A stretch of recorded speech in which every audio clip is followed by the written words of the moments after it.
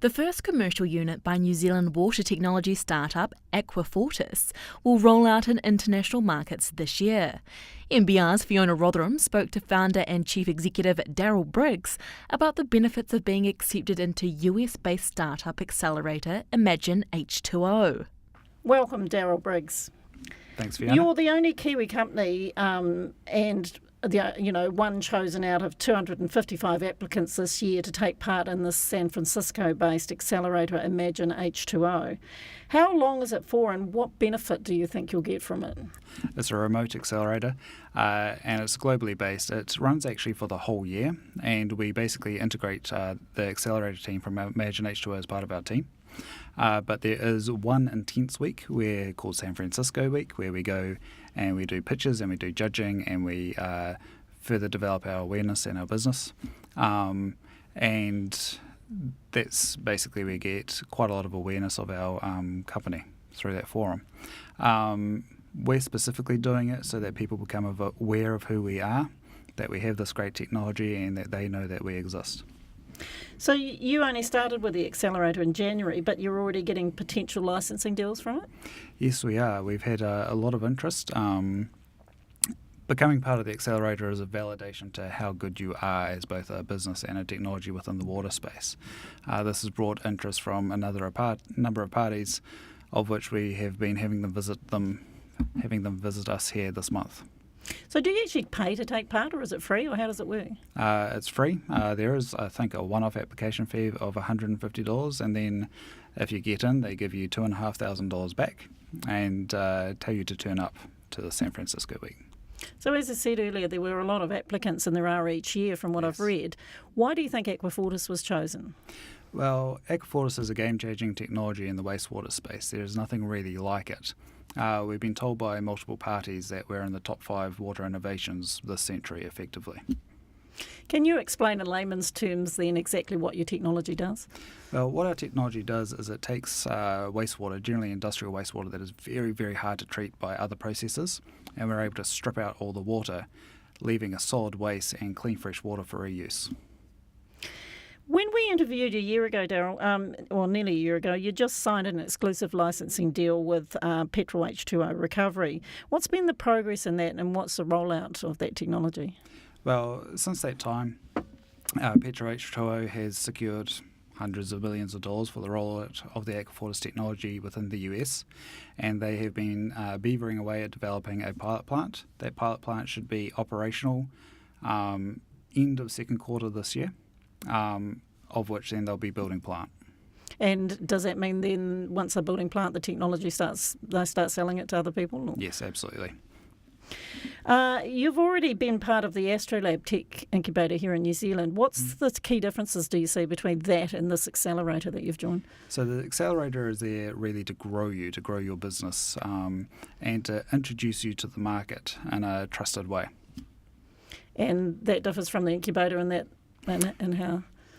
And so the incubator is there effectively to establish the company and let the company get on its feet. After the incubator, there is a period of time where you learn about how the world is and you develop the business by yourself.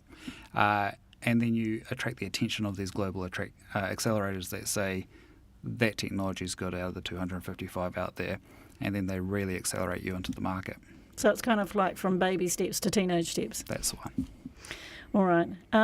You got a funding loan from Callaghan as part of being part of that tech incubator here in New Zealand. Mm-hmm. What's the future of that? Where's that at? Well, it's really good. We're starting to earn revenues now, so we're starting to pay a bit down that loan. It's at 3% revenues. If we remain on our trajectory, we would have paid that down within 2 years easy. So what's your view on the support you got as a young startup with some exciting technology in New Zealand? What's your view on how the system works here? I think I have nothing but praise to say for the technology incubation program. Without Callaghan's support and these types of technologies, it's very hard for us to get this kind of technology off the ground. We are very capital intensive. Because there's a lot of critics of the program.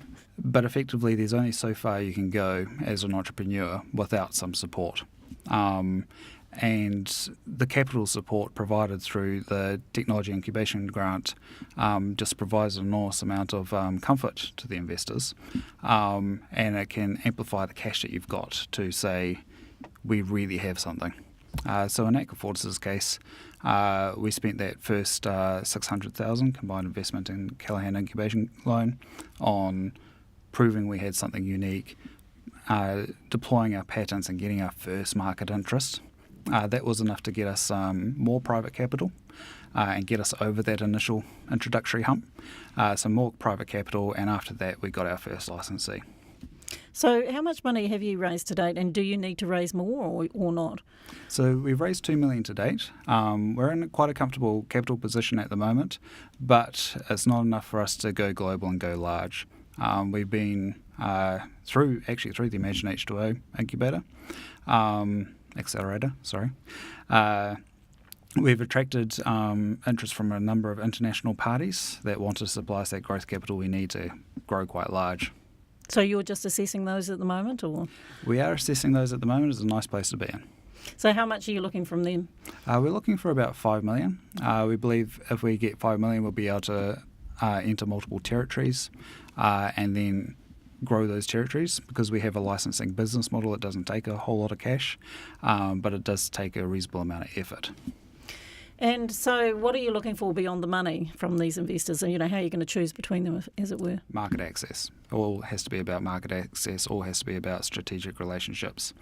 We're taking this money because we want to grow to profitability faster. What is your commercialisation plan?